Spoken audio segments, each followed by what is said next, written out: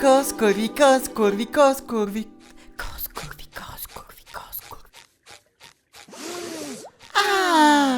Как обичам аромата на трева и малки путки рано сутрин!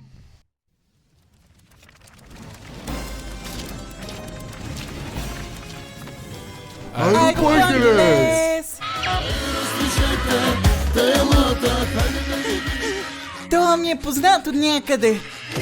Май съм го чувал в Бушидо. Или в Габана. Копеле, пак ли си се надрал? Нали беше спрял? Копеле, какво да направя? Хубаво ми е! Знам, приятелче, ама не трябва!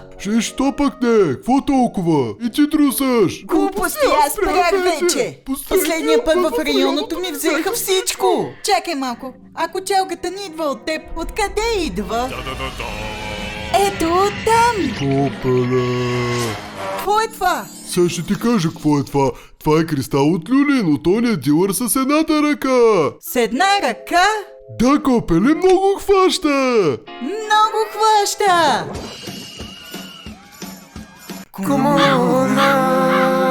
Трябва да пафнем нещо! Свивай го! Къде е кашето? Да, господин банкер. 3 към 5 гледай да е чисто, да не откачам, че ще се напукам на Бело. Бело?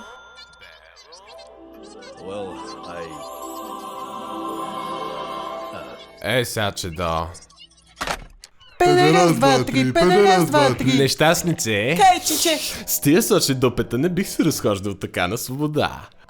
О, педофил! Чак пък, по-скоро съм любител на пико. Това какво е? Да му дадем ли, Патрик? Вади сухото чиче, да го видя тука, да не почернее вънка от Г-класи. Само ще го помириш, а? Момчета, това има няма киломатериал. Откъде го намерите? Много питаш, чиче, да не си уше. Не, няма такова нещо. Докажи. Дайте по същество. Какво ще кажете да ви метна някакви кинти и да си стиснем ръцете? Ще трябва да се отрусаш, бая, чиче. Не се подигравай ти. Давай, бръкни по-дълбоко, имаш пари.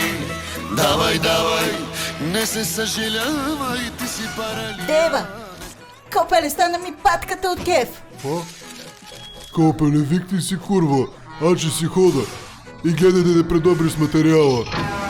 И какво като е по-чегничка? Копеле, Какво става, бе? Копеле, замисли ли си, че трябва да изперем тия кинти, защото ще дойде НАП? Да. Дедо ми казваше едно време от мен да знаеш, падат ли ти кинти от някъде, веднага си отваряш бардак. Баго, дедо ти е бил умен. Абе, он ме викаше си да намеря свеста жена, ама не знам къде обърках, това направих. Копеле, измислих къде да превалутираме кинтите. Къде? Релев, бе!